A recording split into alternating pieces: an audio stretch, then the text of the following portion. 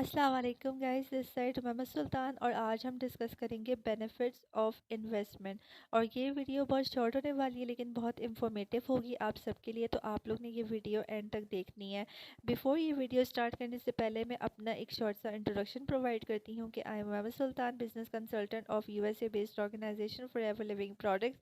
और मैं एसोसिएटेड हूँ दुबई प्लेटफॉर्म से और मेरा काम ये है कि मैं नेटवर्क मार्केटिंग करती हूँ, प्रोडक्ट रिटेल करती हूँ और जिसकी वजह से मेरी अच्छी खासी इनकम जनरेट हो जाती है। एंड मेरा यही पर्पस है, मेरा यही गोल है कि जिस तरह से मैं अर्निंग कर रही हूँ इस प्लेटफॉर्म से एसोसिएट होकर, तो इसी तरह से हर फीमेल जो है, चाहे वो हाउसवाइफ हो, चाहे वो स्टूडेंट हो, चाहे वो जो भी पर्सन हो, चाहे उसका एक्सपीरियंस हो, चाहे वो लैक ऑफ एक्सपीरियंस हो, चाहे उसके पास नॉलेज और एजुकेशन ना भी हो, लेकिन फिर भी मैं ऐसे पर्सन के लिए ये प्लेटफॉर्म जो है वो क्रिएट कर रही हूँ ताकि हर पर्सन जो है वो ग्रो कर सके, अपनी फैमिली को स्ट्रॉन्ग बना सके, अपनी फाइनेंशियल स्टेबिलिटी कर सके और हर तरह से अपने आप को मजबूत और स्ट्रॉन्ग बना सके। जैसे आप जानते हैं कि पाकिस्तान की जो बढ़ते हुए प्रॉब्लम्स हैं, उन प्रॉब्लम्स को सॉल्व करने का एक ही सोल्यूशन है कि अब घर की लड़कियां भी अब मर्दों से कदम मिलाकर अर्निंग करें, ताकि घर के जो एक्सपेंसेस होते हैं वो जो है दोनों मिलकर जो है एक साथ जो है घर चलाएं।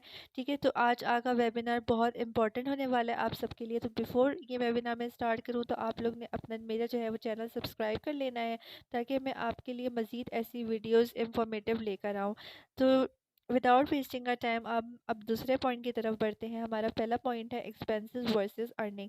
अगर हम ये सोचें लॉजिकली बैठकर कि हमारे एक्सपेंसेस जो है वो तेज़ी से बढ़ते जा रहे हैं लेकिन जो हमारी अर्निंग है वो वहीं की वहीं होती है। ठीक है, यानी कि अगर हम लोग फॉर एग्जांपल कि हम लोग पर मंथ अगर 30,000 भी अर्निंग कर लेते हैं या लगा लें 10,000 भी अर्निंग कर लेते हैं, तो हमारे एक्सपेंसेस जो हैं वो हर चीज़ में हमारे बढ़ते हैं। ठीक है, अगर मैं यहाँ पर एग्जांपल लूँ, छोटे से मोबाइल फ़ोन की अगर एग्जांपल लेते हैं कि अगर हम एक मोबाइल फ़ोन खरीदते हैं तो मोबाइल फ़ोन खरीदने के साथ साथ हमारी एक एक्सपेंसेस क्रिएट हो जाते हैं। यानी कि मोबाइल फ़ोन के साथ हमें एयरपॉड भी खरीदना है, मोबाइल फ़ोन के साथ हमें जो है बैटरी भी खरीदनी है, मोबाइल फ़ोन के साथ हमें चार्जर खरीदना है, मोबाइल फ़ोन के साथ हमें उसका कवर खरीदना है। तो हमारे ये शॉर्ट एक्सपेंसेस जो होते हैं, एक प्रोडक्ट हमने खरीदा उसके साथ साथ हमारी बहुत सारे एक्सपेंसेस आ गए।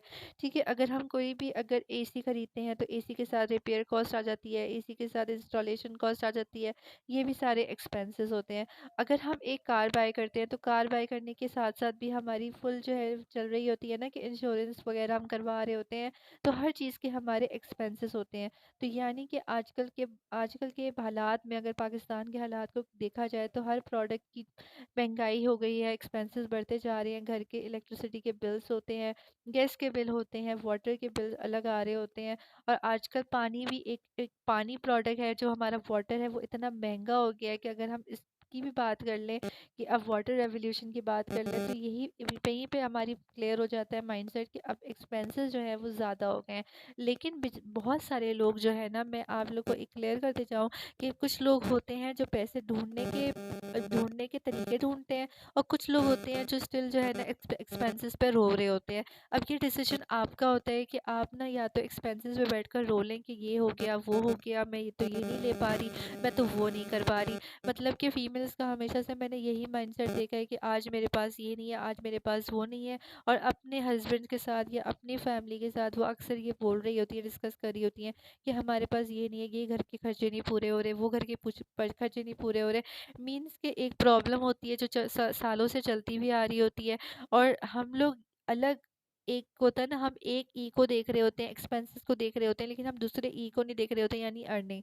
अर्निंग आपको ना डिफरेंट तरीक़ों से आपको ढूँढना पड़ता है, आपको प्लेटफ़ॉर्म्स के बारे में रिसर्च करनी होती है, आपको सोशल मीडिया पे इतनी सारी डिटेल्स मिलती हैं। आजकल सोशल मीडिया सबसे ज़्यादा पावरफुल ऑथेंटिक ऑर्गेनाइजेशंस प्रोवाइड करता है, ताकि आपको एक मीडिया पे पता चल जाता है कि कौन सा प्लेटफ़ॉर्म जो है ना ऑथेंटिक है, कौन सा प्लेटफ़ॉर्म ऑथेंटिक नहीं है। जब बात आती है अर्निंग की, तो अर्निंग का 2 वेज़ होते हैं, एक होता है जॉब, एक होता है बिज़नेस। अगर मैं बात करूँ जॉब वर्सेस बिज़नेस की, तो जॉब, अगर हम जॉब को यहाँ पे रखते हैं तो एक्सपेंसेस हमारे जॉब से पूरे नहीं होते, लेकिन अगर हम वही टर्म हटा के अगर बिज़नेस की टर्म रखते हैं तो बिज़नेस से हमारे एक्सपेंसेस नहीं बल्कि हमारी एक लग्जरी लाइफ स्टेबल होती है। लेकिन बिज़नेस करने के लिए हमें एक इन्वेस्टमेंट रिक्वायर्ड होती है और इन्वेस्टमेंट हमें फ़ियर दे रहा होता है, डरा रहा होता है कि यहाँ पर रिस्क है, लेकिन हमारे बढ़ते एक्सपेंसेस हम लोग को डरा नहीं रहे होते। और ये बहुत ही ह्यूमन साइकोलॉजी है कि ह्यूमन जो है ना, इंसान जो होता है वो एक स्टेप लेकर वो आगे की नहीं सोचता, वो फ्यूचर की नहीं सोचता कि फ्यूचर में कितने एक्सपेंसेस आ सकते हैं। जैसे मैंने आपको बताया कि हम पहले मोबाइल खरीदते हैं, लेकिन मोबाइल खरीदने के बाद हमें आहिस्ता-आहिस्ता उस पे कितने पैसे लगाने होते हैं। उसके लिए सिम लेनी है, उसकी कॉस्ट लग रही है, उसके अंदर बैलेंस डलवाना है, यानी कि लाइफ टाइम उसमें एक्सपेंसेस आ रहे हैं। तो हमें नहीं पता होता कि आने वाले वक़्त में हर चीज़ में कितने एक्सपेंसेस आ रहे हैं। तो हमने अपनी एक्सपेंसेस को रिड्यूस करने के लिए इन्वेस्टमेंट करनी है। अगर मैं सेकंड लॉजिक आप लोग के साथ डिस्कस करूं कि हम लोग इंटरनेशनल कंट्रीज़ में इन्वेस्टमेंट जब करते हैं तो हमारा रिस्क ज़्यादा होता है या कम होता है। देखिए, अगर आप किसी भी पाकिस्तान इंडस्ट्री स्टार्ट करते हैं, यानी कि अगर आप कोई भी रेस्टोरेंट स्टार्ट करते हैं, तो जाहिर सी बात है आपको वहाँ का रेंट देना होगा। ठीक है, वहाँ पे आपका रेंट अलग जा रहा होगा। फिर अगर आप कोई रेस्टोरेंट स्टार्ट करते हैं तो फूड अथॉरिटी से आपने अलग से डिस्कशन करनी होगी, आपकी पूरी लॉ रेगुलेशंस वगैरह को फॉलो करते हुए उसका कॉस्ट। उसके बाद आप अपना लोगो रजिस्टर करवाएँगे तो उसकी कॉस्ट अलग, इस तरह करके आपको बहुत ज़्यादा कॉस्ट आ जाएँगी। फिर उसका जो इंफ्रास्ट्रक्चर है, यानी कि आप रेस्टोरेंट में ज़ाहिर-सी बात है किचन के लिए अलग सप्लाइज़ आप लोग खरीदेंगे, उसके पे बाहर टेबल्स होंगी, चेयर्स होंगी। कस्टमर्स के लिए प्रमोशन और मार्केटिंग आप लोग करेंगे तो हद से ज़्यादा आपको एक ह्यूज इन्वेस्टमेंट रिक्वायर्ड होगी। अगर हम बात करते हैं नेशनल और इंटरनेशनल कंट्रीज़ की, ठीक है, अगर हम पाकिस्तान में किसी भी सिटी में अगर हम इन्वेस्टमेंट करते हैं तो वहाँ पर हमारा रिस्क बहुत ज़्यादा होता है, क्योंकि हमारा कंपटीशन बहुत ज़्यादा है। लेकिन अगर हम इंटरनेशनल कंट्रीज़ में करते हैं तो इंटरनेशनल कंट्रीज़ में हमारी जो रीच होती है वो समटाइम्स नहीं हो पाती। लेकिन जब हमारे पास इस तरह की अपॉर्चुनिटी आती है, खुद हमारे ट्रे में सामने रखते हैं, तो हम उस अपॉर्चुनिटी को रिजेक्ट कर देते हैं, ये सोचकर कि हम इन्वेस्टमेंट क्यों करें। तो एक और भी रीज़न है कि हमें इन्वेस्टमेंट करने का, कि हमें पता है कि डॉलर की जो क्या वर्थ है। तो आपको पता है कि हमेशा से हमने यही सुना है कि डॉलर करेंसी की वैल्यू सबसे ज़्यादा है, और हमारी अगर अपनी करेंसी की बात करें या किसी भी कोई भी करेंसी की बात कर लें तो उसकी इतनी वैल्यू नहीं जितनी डॉलर की है। और यही रीज़न है कि हमें अमेरिकन कंपनीज़ में इन्वेस्टमेंट करने की ज़्यादा से ज़्यादा नीड होती है। कोई भी अमेरिकन कंपनी जो बहुत ज़्यादा इन हो, जिसकी बहुत ज़्यादा उसका नाम हो, हम उस ऐसी कंपनी में इन्वेस्टमेंट हमें ज़रूर करनी चाहिए जिस कंट्री की करेंसी की वैल्यू हो, और जहाँ से हम अच्छे से अर्निंग कर सकें, जहाँ पे ये रिस्क ना हो कि कंपनी बंद हो जाएगी, यहाँ पे ये रिस्क ना हो कि इन्वेस्टमेंट का हमारा मसला होगा, रिस्क हो जाएगा, जहाँ पे ये सारे मसले ना हो, जहाँ के बल्कि आपका माइंडसेट क्लियर हो कि ये कंपनी इतनी बड़ी कंट्रीज़ में रिवॉल्व कर रही है, इतनी बड़ी कंट्रीज़ में इसके जो हेडक्वार्टर्स हैं, और यहाँ पर हम डॉलर में अर्न कर सकते हैं। अब आपको मैं एक और बात बताती हूँ, लो वर्सेस हाई इन्वेस्टमेंट। यही बात है कि अगर आप किसी भी इंटरनेशनल कंट्री में आप हिट करते हो तो वहाँ पर अगर आपको फॉरेन लाइसेंस लेना है ना, यानी कि अगर आप वहाँ पर कोई स्टोर खोलना चाहते हो, वहाँ पर अगर कोई आप बिजनेस स्टार्ट करना चाहते हो, लेट्स सपोज कि अगर आप अमेरिका में अपना बिजनेस स्टार्ट कर रहे हो, लंदन में, ऑस्ट्रेलिया में, कनाडा में, एनीवेयर फ्रॉम द वर्ल्ड, तो जाहिर सी बात है आपको प्रॉपर कुछ डॉक्यूमेंट्स चाहिए होंगे पहले, ठीक है। आपको पूरा एफबीआर वगैरह टैक्स रेगुलेशंस को फॉलो करते हुए आपको वहाँ की पॉलिटिक्स को स्टडी करना पड़ेगा, इकोनॉमी को स्टडी करना पड़ेगा, आपको वहाँ पे स्टोर खड़ा करना है। तो आपको मिलियन मिलियन बिलियन इन्वेस्टमेंट चाहिए होती है, ठीक है। और इतनी इन्वेस्टमेंट आप लोगों के पास नहीं होती, और आप लोग के माइंडसेट होते हैं कि यार इंटरनेशनल कंट्री में हम अपना कोई दुकान नहीं खोल सकते, कोई रेस्टोरेंट नहीं खोल सकते, कोई कपड़ों का बिजनेस नहीं खोल सकते, कोई ग्रॉसरी स्टोर नहीं खोल सकते, क्योंकि बड़े बड़े ब्रांड्स वहाँ पे खड़े हुए होते हैं, और आप लोग वहाँ पर अपना अगर बिजनेस स्टार्ट करना भी चाहें तो आपको ह्यूज इन्वेस्टमेंट रिक्वायर्ड होगी। ठीक है, अगर मैं आपको एग्जांपल दूँ लो वर्सेस हाई की तो मैंने आपको एग्जांपल दे दी है, लेकिन आपको यहीं पर अगर आपको एक लो इन्वेस्टमेंट ऑप्शन मिलता है तो वो भी आपको इतना महंगा लग रहा होता है कि आप उसको कंपैरिजन नहीं करते हाई इन्वेस्टमेंट से। ठीक है, तो अगर आप अपना अपने बिजनेस को अगर आज आप स्टार्ट करना चाहते हैं तो आप ना अपने इन्वेस्टमेंट को कंपैरिजन करना शुरू कर दें। अगर मैं आपको यहाँ बैठकर ऑप्शन दूँ कि एफएलपी आपसे लो इन्वेस्टमेंट डिमांड करती है, तो लो इन्वेस्टमेंट ही जो है आपको ग्रो करवाती है इस बिज़नेस में अमेरिकन कंट्रीज़ में। ठीक है, अगर आप फॉरएवर के साथ एसोसिएट होते हैं तो फॉरएवर में आपको लो इन्वेस्टमेंट के साथ आप बिज़नेस स्टार्ट कर सकते हैं, और बिल्कुल मिनिमम इन्वेस्टमेंट जो है वो रिक्वायर्ड होती है in comparison to other companies like Amazon, like Walmart, और ये वाली कंपनीज में आपको ज़्यादा इन्वेस्टमेंट रिक्वायर्ड होती है। आपको पूरा प्रोडक्ट पोर्टफोलियो अपना होना चाहिए, आपको एक एक चीज़, और फिर यहाँ पर आपको टेक्निकल स्किल्स की ज़रूरत होती है।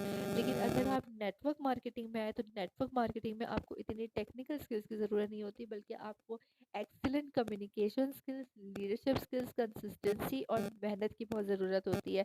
जितनी मैक्सिमम मेहनत आप अपनी यहाँ दिखाते हो नेटवर्क मार्केटिंग में, उतनी मेहनत आपको अगर आप किसी भी प्लेटफॉर्म पे एसोसिएट होकर दिखाते हैं, यानी या जॉब कर रहे हैं या तो आप डिजिटल इन्फ्लुएंसर भी हैं, तो वहाँ पर आपको दिन रात मेहनत करनी होती है। लेकिन इन नेटवर्क मार्केटिंग आपको जो है सपोर्ट जिस तरह से किया जाता है, आपको ट्रेन जिस तरह से किया जाता है, और लो इन्वेस्टमेंट आपकी रिकवर भी इतनी जल्दी हो जाती है कि आप हर मंथ अर्निंग करते हैं। ठीक है, अब हम बात करते हैं अर्निंग इंटरनेशनल करेंसी। अगर हम मैंने जैसे बात की थी कि earning in dollar is a great idea, यानी कि ये एक ऐसे डील है, अगर आपके ट्रे में दो ऑप्शंस हो और उसमें से एक ऑप्शन ये है कि आप जो है पाकिस्तान में आपने एक जॉब करनी है और आपने थ्रू आउट वही जॉब करनी है, लेकिन आपको कुछ भी नहीं मिल रहा, ना आपको इंसेंटिव मिल रहा है, ना आपको हॉलीडेज इंसेंटिव मिल रहे हैं, ना आपको ट्रैवल अपॉर्चुनिटीज़ मिल रही हैं, ना आपको कार प्लान मिल रहा है, ना आपको हाउस प्लान मिल रहा है, आपकी इंश्योरेंस भी पॉलिसी नहीं है, आपकी हेल्थ फैसिलिटीज़ आपको नहीं है।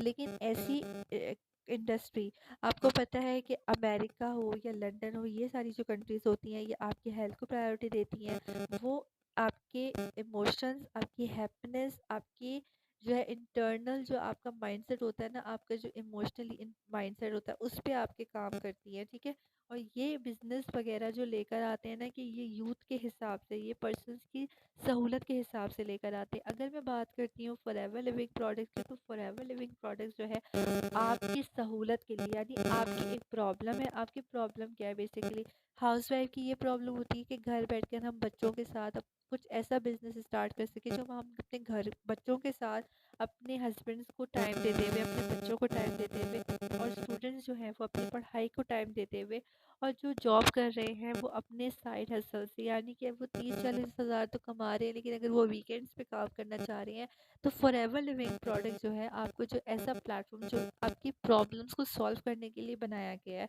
जिस पे अगर आप इन्वेस्टमेंट करते हैं तो आप इंटरनेशनल रेमिटेंस हासिल करते हैं, इंटरनेशनल करेंसी में आप अर्निंग करते हैं, आपकी जो पे आउट होती है वो पाकिस्तानी करेंसीज में नहीं आती। तो अगर आपकी अर्निंग जो है वो पाकिस्तानी करेंसीज में नहीं आती, तो जाहिर सी बात है आपकी इन्वेस्टमेंट भी जो है वो रिक्वायर्ड उतनी ही होती है जितनी आपकी अर्निंग होती है। ठीक है, यानी कि फॉर एग्जांपल अगर मैं यहाँ पे मिसाल दे दूँ, अगर एक बैंक की मिसाल दे दूँ आपको, अगर आप बैंक में मुश्किल से मुश्किल अगर आप 1 लाख अपने बैंक में रखवा देते हैं, तो आपको हर महीने बैंक 10,000 10,000 10,000 10,000 करके देता रहेगा, लेकिन आप उस 10,000 में अपना घर नहीं चला सकते। यही चीज़ अगर आप किसी अच्छे प्लेटफॉर्म के साथ एसोसिएट होकर हम 1 लाख इन्वेस्ट करते हैं, या 1 लाख इन्वेस्टमेंट नहीं, या आप कुछ भी आप करते हो इंटरनेशनल लेवल पे परचेजिंग करते हो, तो यहाँ पर आपकी आ जाती है एक बात कि आप हर महीने एटलीस्ट 50,000 अर्निंग करते हो, यानी आपकी 5 टाइम्स ग्रेटर आपकी इन्वेस्टमेंट की जो इन्वेस्टमेंट की वजह से आपकी 5 टाइम ग्रेटर अर्निंग हो रही है। तो हम अब बात करते हैं एसेट वर्सेस लायबिलिटी की। अगर हम बात करें एसेट और वर्सेस लायबिलिटी की, तो लायबिलिटी है लोन, और एसेट है हमारे पास वो चीज़ जो हमें पैसा बनाकर दे रही है, लायबिलिटी वो चीज़ है जो हमें पैसा बनाकर नहीं दे रही। अगर आपके हाथ में एक मोबाइल फ़ोन है और इस मोबाइल फ़ोन से अगर आपने कुछ भी अर्निंग नहीं की है, तो ये मोबाइल फ़ोन आपके लिए लायबिलिटी है। लेकिन अगर इसी फ़ोन से आप इसी फ़ोन की मदद से अगर आप इसी फ़ोन की मदद से अगर आप अर्निंग करते हैं, तो वो चीज़ आपके लिए, ये फ़ोन आपका एसेट है।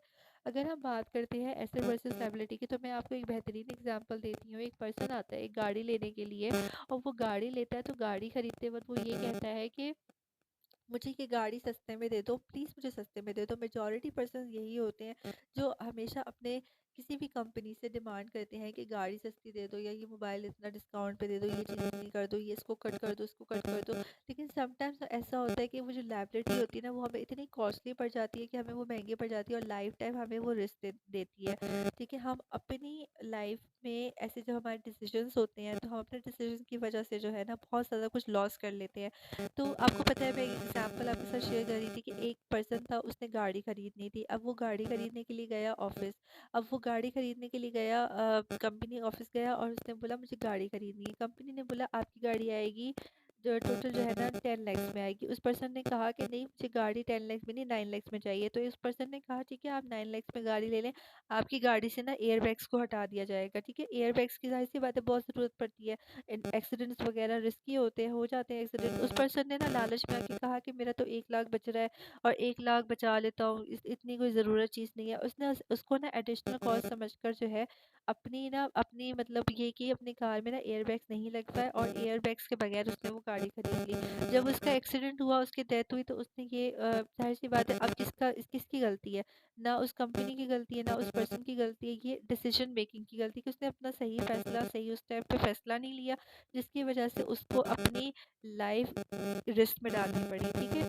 यहीं पर आपकी एग्ज़ाम्पल आ जाती है कि आज तक हम जो भी कुछ बाय करते हैं ना, जो भी कुछ खरीदते हैं, हम ये सोचते हैं कि ये हमारे लिए जो है ना, हम ये हमारी तरह से एक हर चीज़ हमारे लिए लायबिलिटी होती है और एक तरह से हमें रिस्क दे रही होती है। लेकिन जब बात आती है एसेट में, तो हमारे घर में कोई भी ऐसी चीज़ नहीं होती जो एसेट हो। यानी कि फॉर एग्ज़ाम्पल, अगर आप घर में आपके कंप्यूटर है, आप उससे कोई अर्निंग नहीं कर रहे, वो आपकी लायबिलिटी है। अगर आपके घर में टीवी है, टीवी से आप अर्निंग नहीं कर रहे, वो आपके लिए लायबिलिटी है। आपके पास मोबाइल है, मोबाइल से अर्निंग नहीं कर रहे, वो आपकी लायबिलिटी है। तो यानी घर में अगर हम हर एक चीज़ खरीद लेते हैं, टीवी खरीद लेते हैं, मोबाइल फ़ोन खरीद लेते हैं, ज्वेलरी खरीद लेते हैं, हर एक चीज़ खरीद लेते हैं, लेकिन हमारे पास उन सारी चीज़ों से हम पैसे नहीं बना रहे, तो एवरीथिंग इज़ लायबिलिटी। लेकिन अगर हम एसेट की बात करते हैं, तो एसेट हमें हमारी अर्निंग देता है। अगर मैं बात करूँ फॉरएवर लिविंग प्रोडक्ट्स की, तो आपको पता है फॉरएवर लिविंग प्रोडक्ट में हमारा एसेट क्या है? हमारा एसेट है वो फॉरएवर लिविंग के प्रोडक्ट्स। आपको पता है एफएलपी की एक बहुत जेनरस कंपनी है, तो मैं आपको बताती हूँ इसकी जेनरॉसिटी के बारे में कि हमारी कंपनी जो है, जब आप इधर इन्वेस्ट करते हैं ना, तो आपका बिज़नेस लाइसेंस तो एक्टिवेट होता ही होता है, साथ-साथ आपको कंपनी प्रोडक्ट्स देती है। यानी आपको एक लाइसेंस एक्टिवेट करने में इन्वेस्टमेंट करने के बाद फ़ौरन प्रोडक्ट्स आपके हाथ में आ जाते हैं। जैसे ही आप अर्निंग स्टार्ट करते हो अपने प्लेटफॉर्म से एसोसिएट होकर, तो आपकी अर्निंग तो चल रही होती है, साथ साथ आप प्रोडक्ट्स जब यूज़ करते हो, तो आपको रियलाइज़ होता है कि प्रोडक्ट्स आपके हेल्थ को भी कितना ज़्यादा बूस्टअप करते हैं, कितना ज़्यादा आपके काम आते हैं। अगर आप इनको फर्दर सेल करने चाहते हो मार्केट में, तो इनकी सेलिंग भी बहुत अच्छे से हो जाती है और पर्सन में अवेयरनेस भी क्रिएट होती है।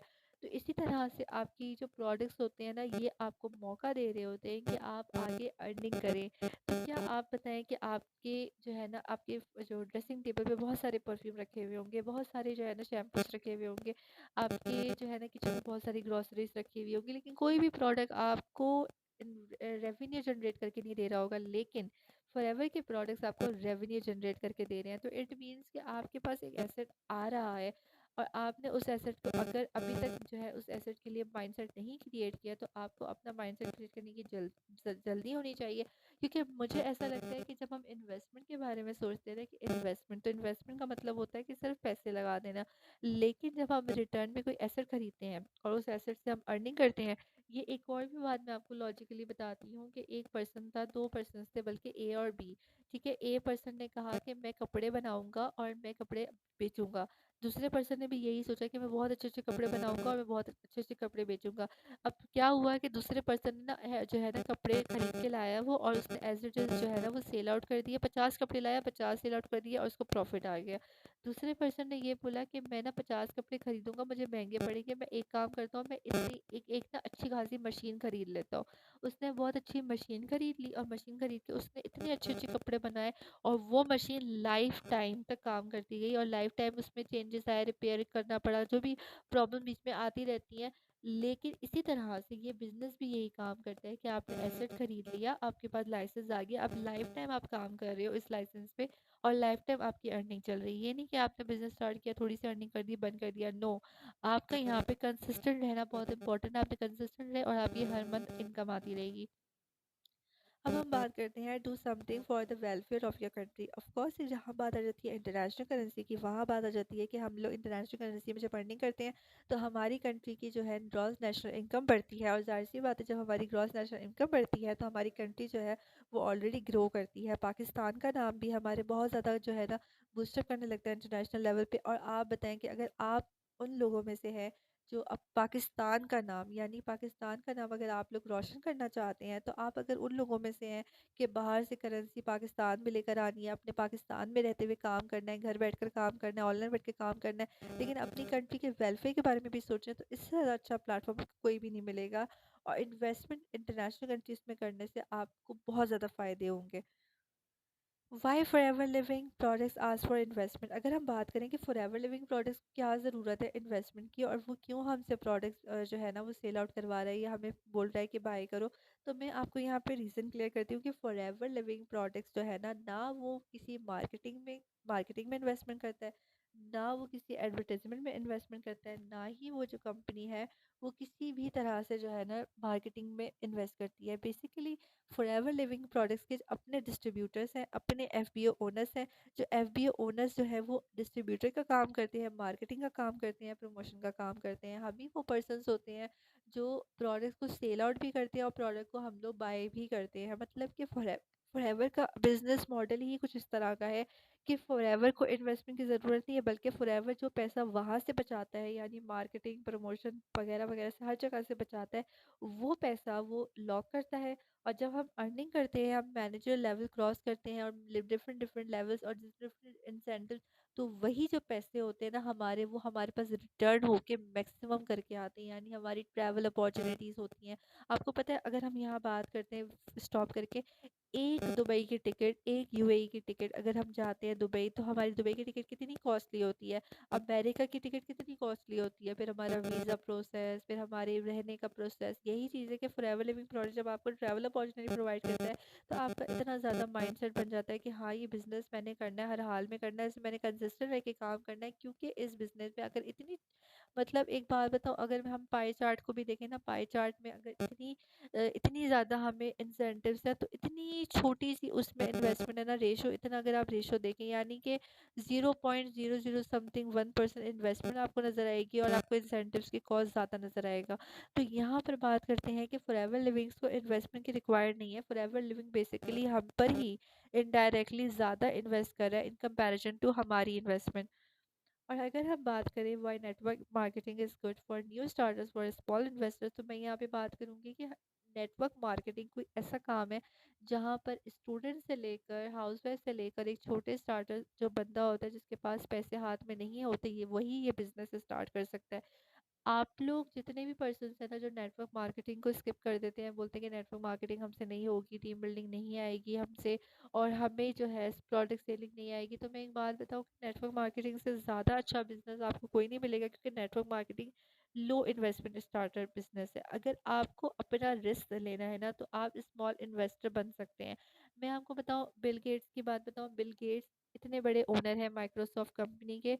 वो खुद एक बात कहते हैं कि अगर मैं माइक्रोसॉफ्ट स्टार्ट नहीं किया होता और मैं इतनी अर्निंग नहीं कर ली थी, तो मैं दोबारा अगर अपना करियर स्टार्ट करता तो मैं नेटवर्क मार्केटिंग से स्टार्ट करता। तो इट मीन्स कि नेटवर्क मार्केटिंग स्टूडेंट्स के लिए इतनी ज़्यादा जो है बेनिफिशियल है। अगर स्टूडेंट्स अपना करियर आज ही स्टार्ट करते हैं, यानी कॉलेज में है स्टूडेंट है या मैट्रिक में है कॉलेज स्टूडेंट है, और आज से आप नेटवर्क मार्केटिंग स्टार्ट कर लेते हो, तो आपकी लाइफ क्या चेंज हो जाएगी।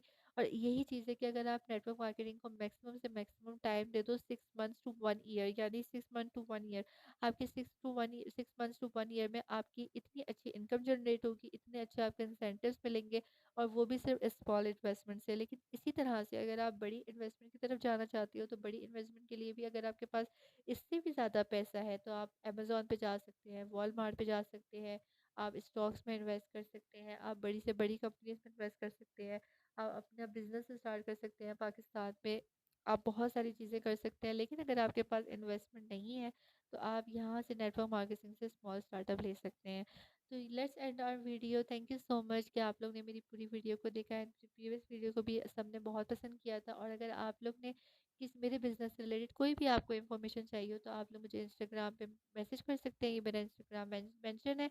तो लेट्स एंड दिस वीडियो, और इंशाल्लाह हम बाद में बात करेंगे। इंशाल्लाह हमारी जो है मुलाकात चलती रहेगी वेबिनार्स में भी। और आप लोग का बहुत ज़्यादा शुक्रिया कि आप लोग मेरे वेबिनार्स को इतना पसंद करते हैं। Thank you so much. Take care. अल्लाह हाफिज़।